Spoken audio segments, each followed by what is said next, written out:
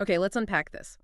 Imagine something that scores, like way off the charts, genius level, on an actual Mensa IQ test. Mm-hmm. It's brilliant with text, with logic, but then you ask it to look at something, reason about what it sees, and suddenly it's struggling, scoring way below average. Yeah.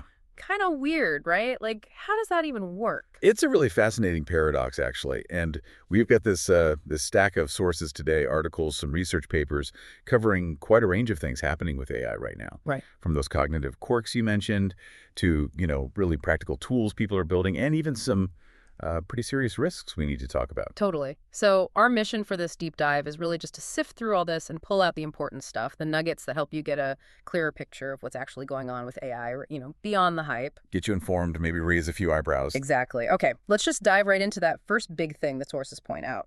This AI and IQ score situation. We're seeing reports that some AI models, the text-only ones, Just language, no pictures. exactly, they're nailing these standard IQ tests, like OpenAI's O3. Right, O3. That's a big one. Yeah, it scored a staggering 135 on a Mensa test. I mean, that's firmly in the genius category, way above the average human, which is like 90 to 110. And what's really striking, looking at the sources, is it's not just O3.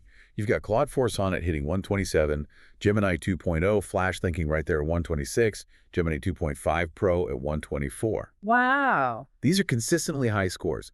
And the really interesting bit, the sources say the top 10 performers on these tests, all text-only models, every single one. Right, that feels a bit backwards, doesn't it? Because all the buzz is about multimodal AI, models that can see and hear and process text. Yeah, the ones that seem more human-like in their inputs. But here's where it gets really interesting and maybe a bit confusing based on what we're reading.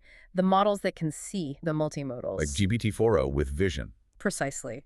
When those models were given tasks needing structured reasoning, especially involving visual stuff, things you'd expect them to be good at, they actually performed worse than average humans. Significantly worse sometimes. So this raises a big question. What is going on?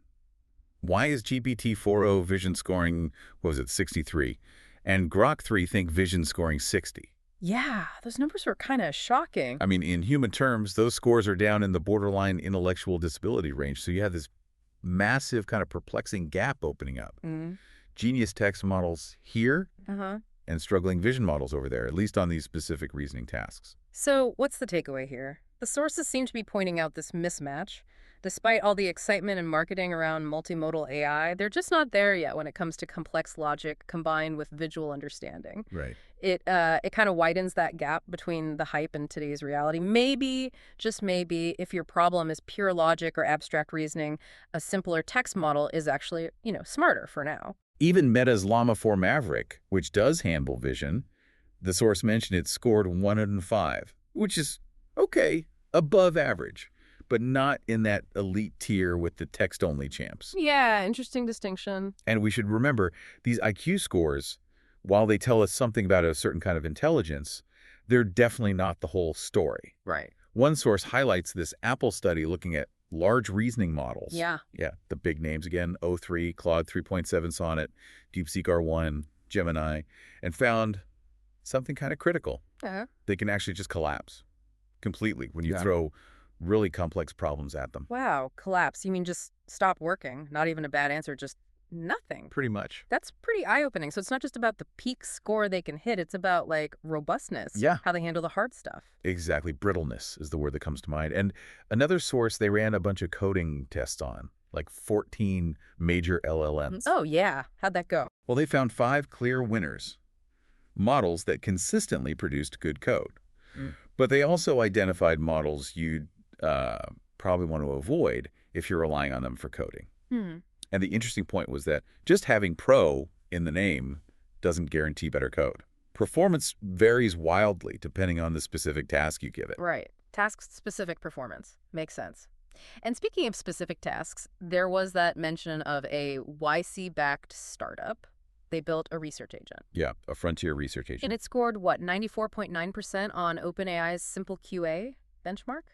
which is all about answering questions based on provided text. Uh-huh. High score. So it seems like when you focus an AI on one specific thing, it can get incredibly good at that thing, even if the general purpose models are still figuring things out. Yeah, specialized versus generalized intelligence. That's a key theme, I think. Okay, let's shift gears maybe from performance and limits to more practical stuff. What's cool is seeing AI features actually starting to show up in everyday tools. Or just entirely new tools based on AI. Right, like Google Gemini is apparently testing temporary chats.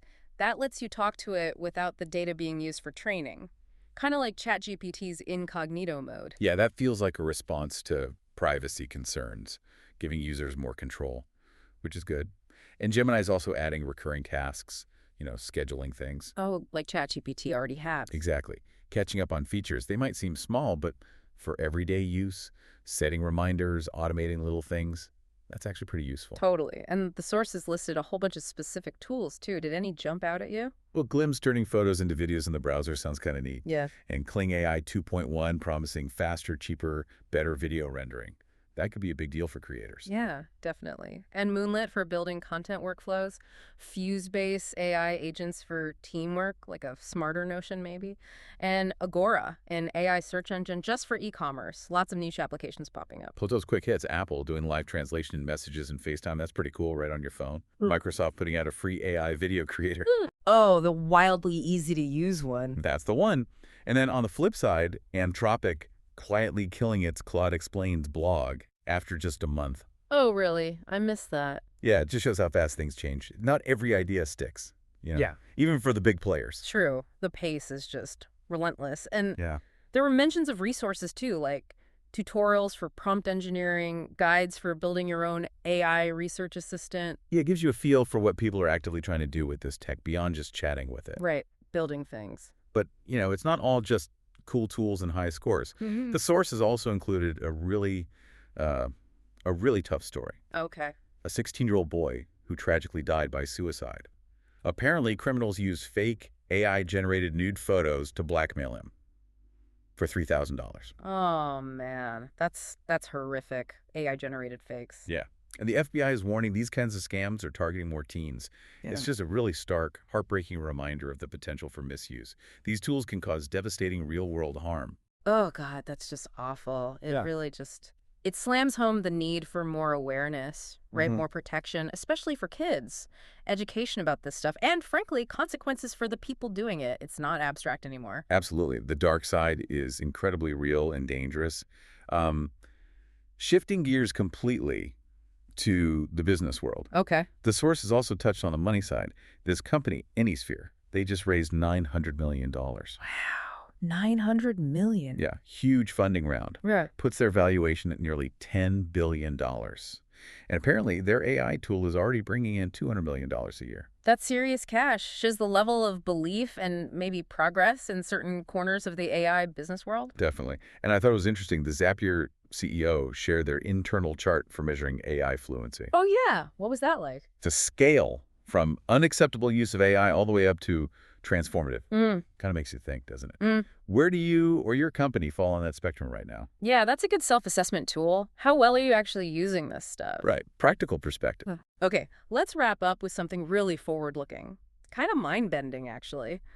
One source dives into this new biomolecular AI from MIT and a company called Recursion. It's called Boltz-2. Yeah, this was pretty wild. What's really fascinating is how it's aiming to speed up drug research dramatically. Oh, so... Okay, so Boltz-2 predicts something called binding affinity, which is basically how strongly a potential drug molecule will stick to its target in the body, like a protein involved in a disease. Right, that's crucial for a drug to work. Exactly. Getting that prediction right is key. Boltz-2 does it with, they say, physics-grade accuracy. But here's the kicker.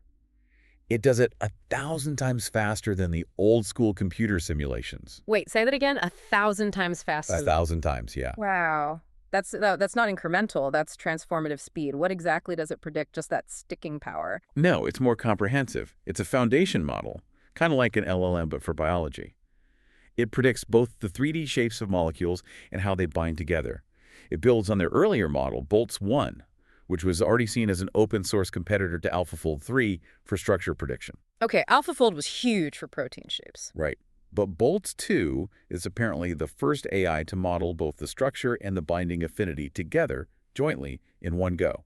And that combined approach seems to be the key. So it's accurate, too, not just fast. That's what the source claims. They say it matches the accuracy of really complex, slow, physics-based methods and beats other methods on standard tests like OpenAI and CASP16. Those are like the Olympics for these kinds of predictions. And importantly, they apparently tested some of its predictions in the real world, prospectively, and confirmed they were strong binders. So it's validated. Okay, so it's fast, accurate, validated, and built for practical use, like optimized for GPUs and stuff. Yeah, exactly. Designed for large-scale deployment. And their goal, according to the source, is pretty ambitious. They want Bolt-2 to be the go-to open platform for structure and affinity, kind of like what AlphaFold became just for structure. Wow. If they pull that off, it could genuinely change the pace of discovering new medicines. Totally reshape it. Okay, that was quite a journey. We went from AI being a text genius, but maybe visually challenged, The paradox. to spotting limitations, checking out all those new tools, facing the really serious risks, Yeah, the blackmail story was heavy. seeing the huge money involved, and then blasting off into predicting molecules 1,000 times faster for drug discovery. It's a lot. It really shows the sheer breadth of AI today, doesn't it? From grappling with logic problems to simulating physics at incredible speeds. It really makes you wonder about the future. Like, how do we bridge that gap between text smarts and visual reasoning? And the big one, how do we make sure these incredibly powerful tools are used for good, like finding cures, and not for horrific things like those scams? And maybe this raises an even deeper question for you to think about. Given how AI is soaring in these super specialized complex areas like drug research, while still fumbling with things humans find easy, like some visual tasks, what does that split tell us about intelligence itself? You know, human intelligence versus artificial intelligence. What even is it? Definitely something to chew on.